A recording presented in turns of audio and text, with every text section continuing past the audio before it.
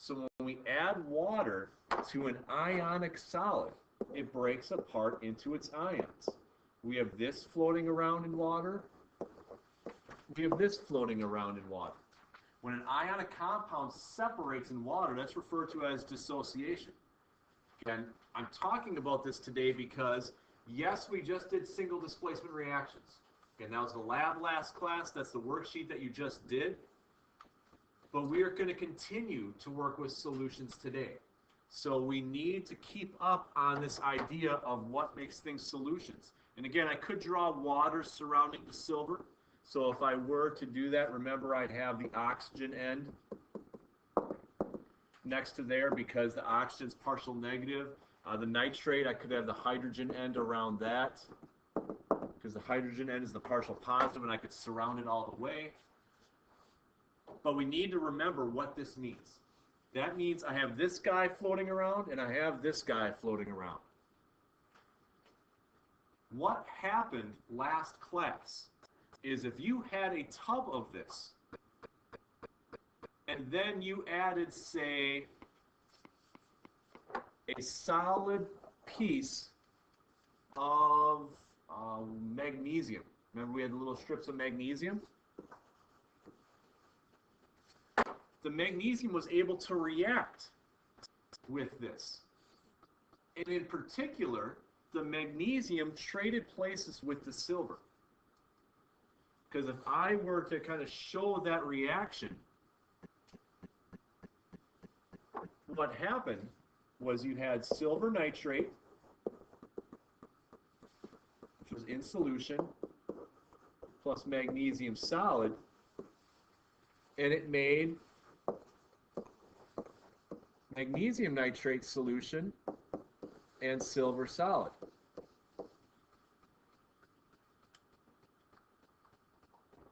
First off, we happy with this equation? No, because what error did I make? Magnesium's a +2. And then I could do this and this. And it's not good enough that we make the switch. We have to rebalance after the switch. So, again, what happened? Silver ion, nitrate ion, solid magnesium were placed together. If I were to look at the products of this, just like Brian said, magnesium's a +2, nitrate's still a -1, and notice how that's still aqueous, but then I made silver without a charge. In essence, what happened is the magnesium and the silver traded. Again, we talked about this in different ways. We talked about this in terms of who you taking to the dance and things like that. But at the end of the day, there was a switch. You could either say that magnesium replaced silver, because this could be called a single replacement reaction, or it displaced it, moved it out of the way. Either way, we ended up with a new solid. We saw a coating on a lot of these things when it created that. We ended up with a new ion floating around in solution. So I wanted to bring this to your attention for two reasons. One, to get a better understanding of what happens during this reaction. But secondly, to lead us into the next type of reaction. Last thing I want to mention before I move on to the next slide, talk about something slightly different. In this reaction, what thing really didn't change at all, start to finish? Any ideas? We have silver, we have magnesium, and we have nitrate. So we still have a solid on each side. So the state of matters didn't change. So that's one thing we could say. But what either element, silver, magnesium, or polyatomic ion, nitrate, which things start to finish didn't change at all? Based upon its charge, based upon its phase notation, what's the same? The nitrate. Notice the NO3 was aqueous here, and remember, that was a -1 charge. It's NO3 on the product side as well, with a -1 charge in aqueous. Not every reaction has to have everything changing. As long as something changes, a chemical reaction has occurred. And we're going to go over more of that today. Okay, now, the statement I have in the smartboard is, just because silver nitrate, again, in this jar, if I add water, it dissolves and it breaks into ions, doesn't mean every single ionic compound actually is soluble in water. Recall what that term soluble means. It means you can dissolve in water. Here's the solid form. I add it to water. It looks like a clear solution. Not everything dissolves in water that's ionic. I know like dissolves like. Things with charges mix with other things with charges. But sometimes those charged particles, the cation, the anion, stick together because they're so attracted to one another. This leads to students asking, well, how in the world am I supposed to know which things are going to be able to dissolve in water and which aren't? And that's where we're going to go back to the sheet right now. So if you could have out that sheet of paper that used your activity series a little while ago, the big table on the middle of that is called the table of solubilities. How about, first off, right above that, you write down double displacement. So I told you to write single displacement above the activity series. Now we're going to write down double displacement.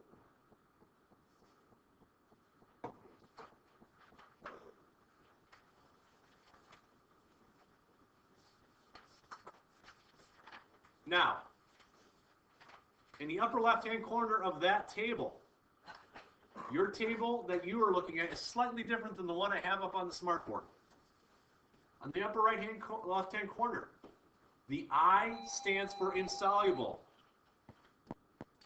So in the upper left-hand corner, it gives an I, and that I stands for insoluble. If you remember from last unit, insoluble means it cannot be dissolved. In our terms, that means when we start doing chemical reactions next class, we're going to create what's called a precipitate, a cloudy solid that sticks together within the water. The S's stand for soluble. That means it can be dissolved in water. For example, look at your sheet right now.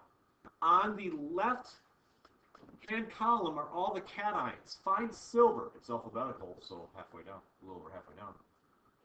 Then across the top are all the anions. Find nitrate. Now, kind of like you're playing Battleship, take the silver and the nitrate and come together, and what letter do you see? An S. An S stands for soluble, which means if I take silver nitrate and I add it to water, it will dissolve in water. What we are going to be concerned about is the I's on your table. Because the I indicates that, hey, this can't be dissolved in water. And that's going to lead us to double displacement reactions occurring. In order to help students recognize this, what we like to do is take a minute or two break here and tell students to color in, circle, whatever you might do, all of the I's. Now, if you have a highlighter, great. I have colored pencils in the back of the room. So again, as you're wrapping up your highlighting of the I's. Up on the smartboard, you can see I have two different beakers in the left-hand picture here. One is containing potassium iodide, which might be hard for you to see the chemical formula at the bottom of the slide. The other is containing lead-2 nitrate. When I add one to the other, some of that solid, or some of those ions lock together to create a solid. That's that yellow cloudiness that's floating in the top, which eventually it'll settle to the bottom, which is what it's showing on the far right-hand beaker. Some of the ions, however, still are floating around. They are not locked into a solid. Our goal today is just like last class was, here is a single element in a compound. Will it make something new? Today is, here are two compounds. Here are two different solutions. I have a little bit of this, a little bit of that, like that left-hand beaker shows. When I put the two together, will anything happen? Sometimes when you add two solutions together, nothing happens. It's just a beaker full of a whole bunch of stuff. but sometimes a change occurs. A precipitate is made, that cloudy solid floating within the rest of that liquid that cannot be dissolved. That's what we need to practice today. Okay? Now, in order to do that, we need to get out a couple of worksheets from last class. So the first one I want you to have out was the one that had a 1 through 4 on the top and then the bottom, where we filled in a 1 through 4 on the top. The second one, might as well get them both out at the same time, was the one titled Single and Double Displacement Reactions numbers 1 and 2. So what I'm going to do is I'm going to go over one example of a reaction and give you guys a chance to work on this a little bit on your own. Then we have to come back together and take the next step when it comes to this. So I'm on that worksheet that we picked up last class titled Single and Double Displacement Reactions number 1. And again, we are doing the bottom 1 through 6. And if you have a chance, you can do some on the back side. So if I look at the bottom, number 1 says silver nitrate reacts with barium bromide. By the way, in all capital letters directly above number 1, it does say all reactants are aqueous solutions. So, here's what I'm going to do in that number 1. I'm going to write out the formulas for silver nitrate plus barium bromide. Silver nitrate I know is AgNO3. It's aqueous. Barium bromide. Barium's a +2. Bromide's a -1. Br2.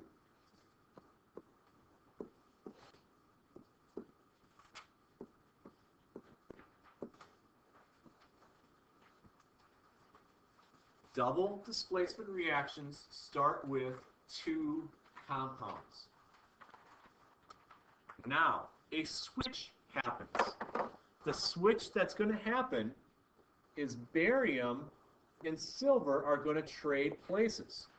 If we want to go back to the high school dance analogy, let's say Dorn is dancing with Claire and Jackson's dancing with Lexi, just because you four are right next to each other. And all of a sudden they bump into each other and they say, you know what would be fun is if we trade partners. I mean, you can do that at a dance, can't you? You don't have to dance with one person the entire time. So then you switch. So now they're dancing along. But what happens if there's a switch and then all of a sudden Jackson and Claire are just like, man, this is just right. This is who I should have been dancing with all night. And they now stick together the rest of the night because they make some sort of connection.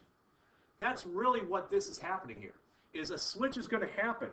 And if one of the product compounds makes something insoluble, now they're stuck together. That means that change has occurred, and it's not going to undo. So I already see Devin kind of looking with his pencil, right? He's trying to figure this out. First off, Devin, does this reaction occur? It does occur. So he must have found either barium with nitrate created an insoluble thing, or silver with bromide created an insoluble thing. Which one was the insoluble thing? It was silver bromide. The silver bromide. If you make one compound that's insoluble, it has occurred. So, writing out my products, I'm going to start with the silver bromide. You could start with the other thing. It really doesn't matter the order.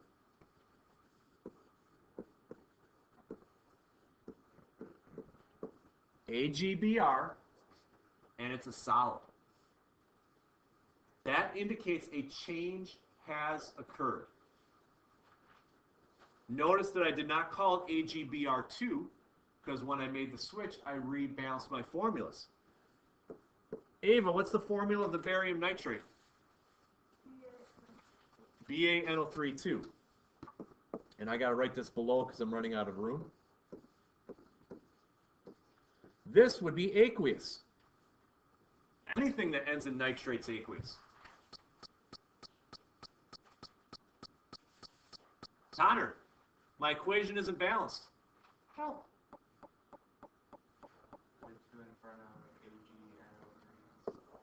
And?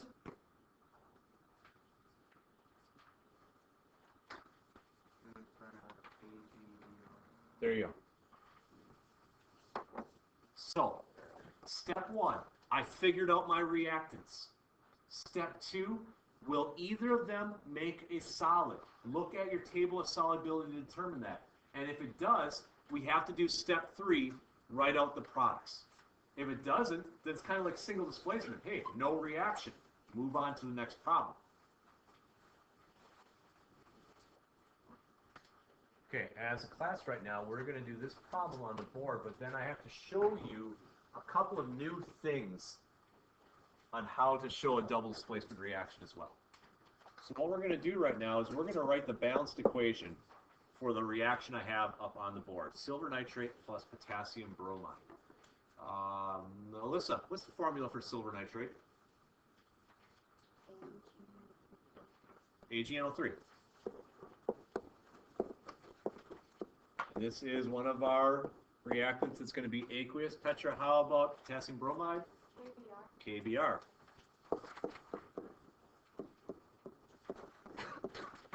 I notice that it is two compounds, which bells should be going off my head when I look at reactants, because you guys need to be able to look at reactants and identify what type of reaction is this.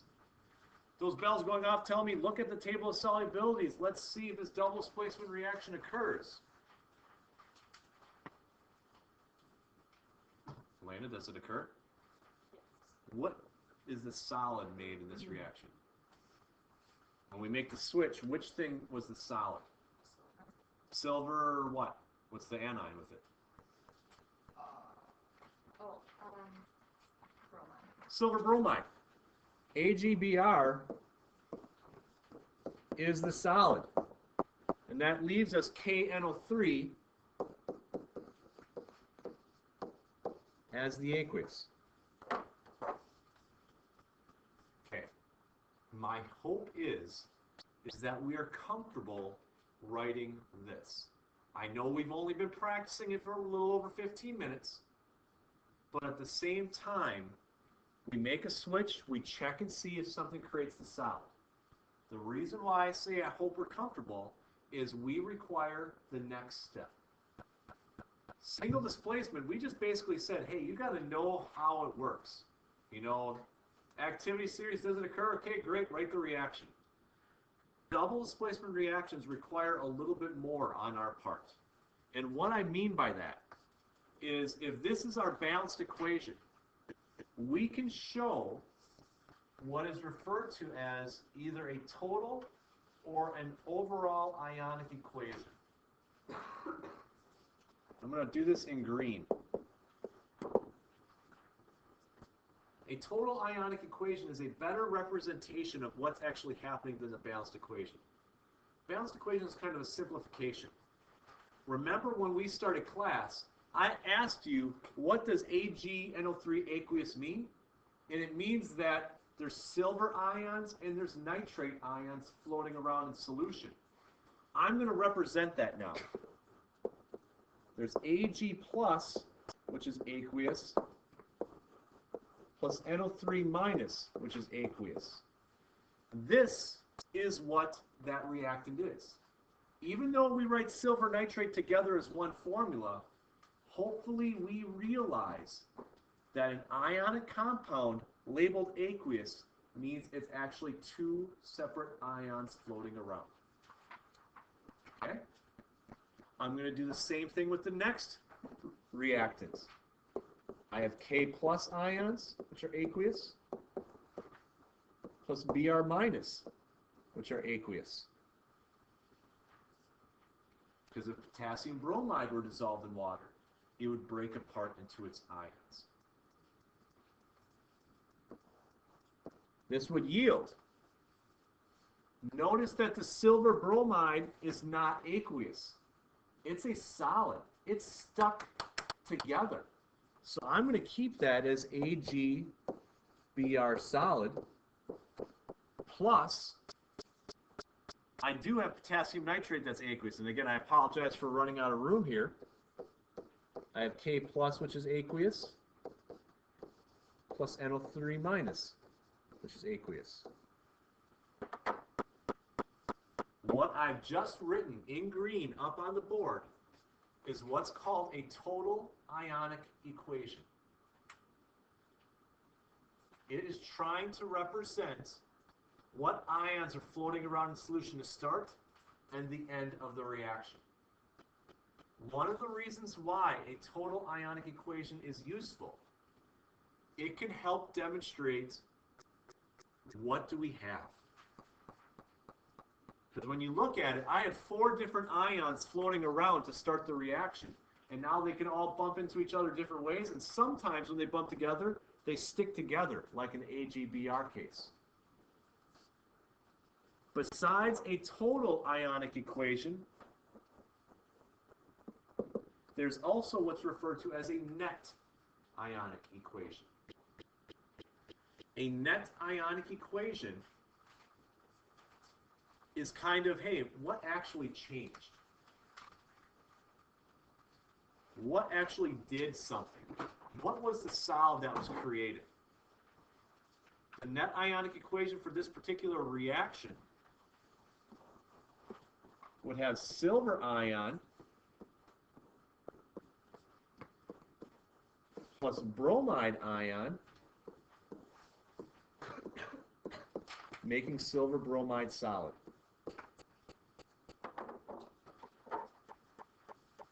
A net ionic equation is only concerned with what makes the solid.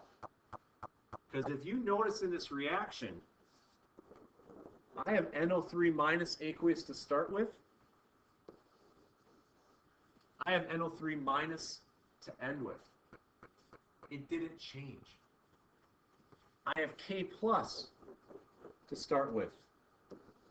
I have K plus to end with. It didn't change. Some ions don't react.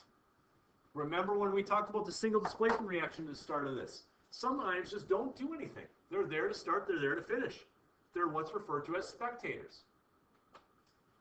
A spectator ion is just there. It doesn't actually do anything. The net ionic equation, however, that's what can actually make a change occur. Now, you picked up a reading on the way in. It says double displacement reactions on the very top of it.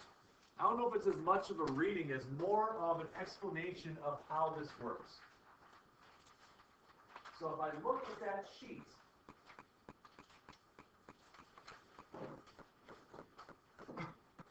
the second set of equation gives you a balanced equation. Then it breaks it down into a total ionic equation, and then finally into a net equation. So again, on this sheet, you see a balanced equation. Underneath it, you see the total ionic equation. In order to make copper nitrate aqueous show what it actually looks like, it is a copper plus 2 ion, and then 2 of the NO3s. 2 KOHs really means I have 2 K pluses and 2 OH minuses. It creates the copper 2 hydroxide solid plus 2 K plus and 2 NO3 minus, which means the net ionic, what things made the solid? You get rid of spectators. This is something that we require students to be able to do when it comes to double displacement reactions. Again, if you take future chemistry courses, you'll find out that net ionic equations are commonly used because we could care less about spectators. We're only interested in what's actually doing things. When I try to look at the box score for a girls' basketball game, I'm not looking to see how Noah Dorn did in the stands.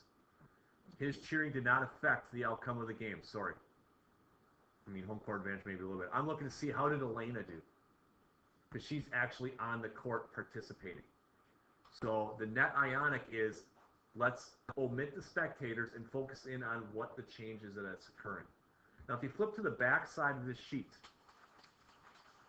you'll see this example I have up on the smartboard. What if we put sodium chloride solution with potassium nitrate? If we did that, we would create 2 aqueous things at the end. So we would not create a precipitate. What you were taught at the beginning of class is if you're not creating a precipitate, it doesn't occur. Well, Look at the breakdown for the total ionic. Breaking NaCl to Na plus and Cl minus, KNO3 into K plus and NO3 minus, breaking down the sodium nitrate, breaking down the potassium chloride. If a net ionic gets rid of spectator ions, well, let's look. I have Na plus over here. I have Na plus over here. Let's get rid of that spectator ion. I have Cl minus here. I have Cl minus here. I have K plus here. I have K plus here. I have NO3 here. I have NO3 there. I have nothing. If you mix two solutions together and they don't create a solid on the other end, you just have a whole bunch of things rolling around. That reaction doesn't occur. It is no reaction, like is listed a little bit further down.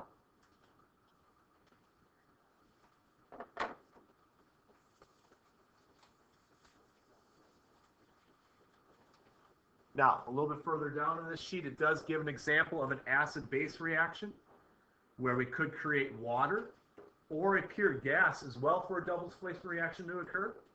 We usually will stick with precipitates on your solubility table. What I want to end with is this problem that says practice time.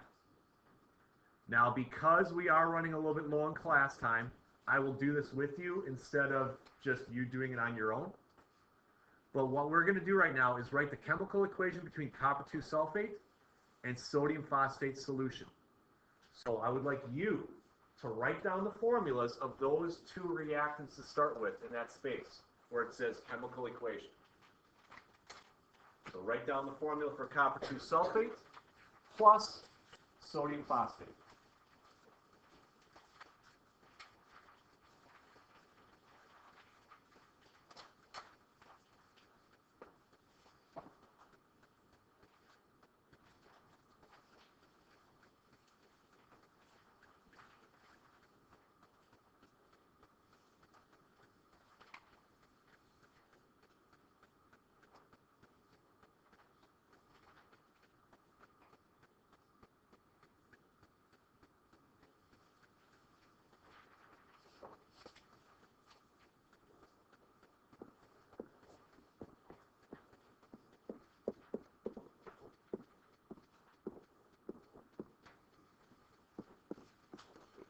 Hopefully you've identified these are the two reactants.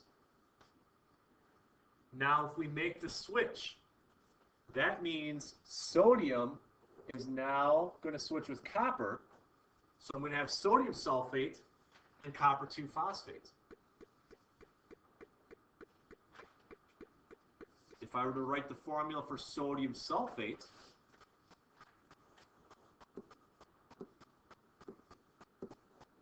it'd be Na2SO4. Sodium's a +1, sulfate's a -2. If I were to write the formula for copper 2 phosphate,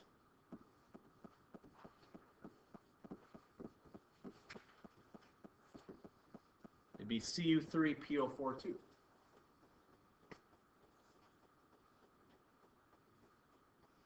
Has anyone been able to look at their solubility table to determine the solid? Lexi? The copper 2 phosphate is the solid, which means this is the aqueous. Okay? Equation is not balanced, however. We gotta balance equations. I would start by balancing my copper by putting a 3 in front of the CuSO4.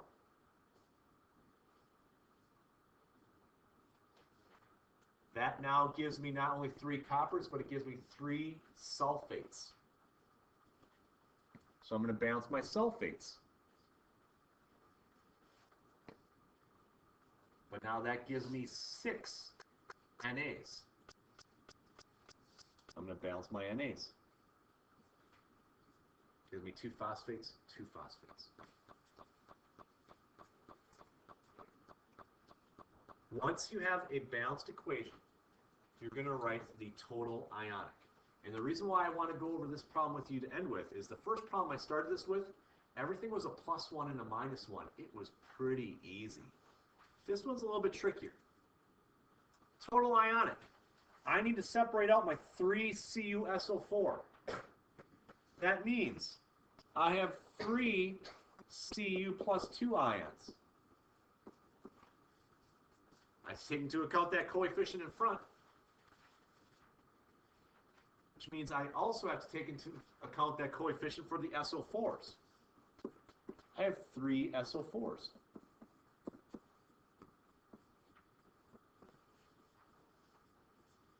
Up on the smartboard is me converting from CuSO4 aqueous to the total ionic version of that compound.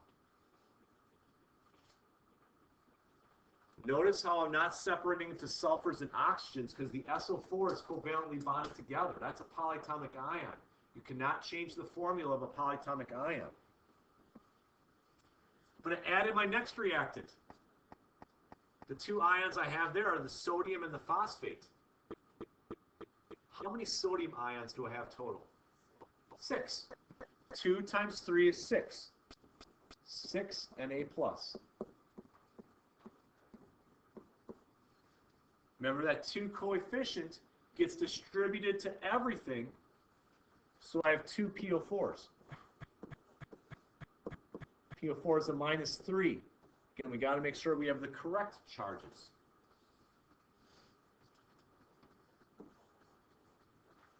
Again, what I've just represented on the reactant end is all the ions that can be mixed together to make new stuff. On this side, I have 6 Na+, which is aqueous, plus 3 SO4 minus 2, which is aqueous. But you do not separate the solid. The solid is the thing that actually stuck together to make it a reaction. So that holds together. Cu3, PO4, 2, solid.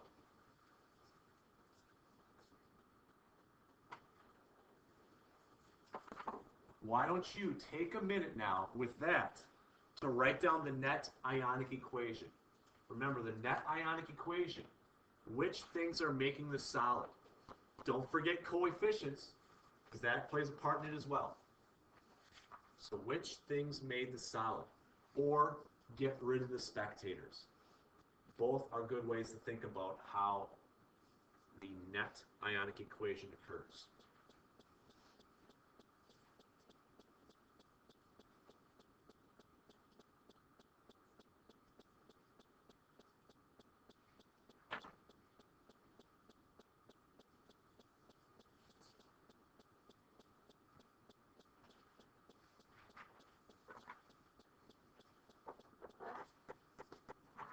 I will actually see some people kind of do this as they're working. They kind of cancel out spectators. You don't have to do it that way.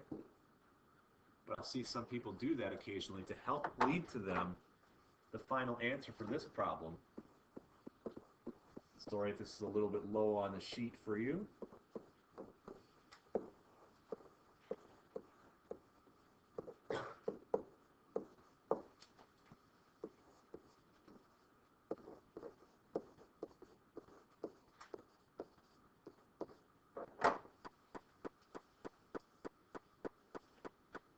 Today's goals were to first off learn how to use the solubility table in order to determine whether or not a double displacement reaction occurs. Yeah. Sorry. You're right, Sal.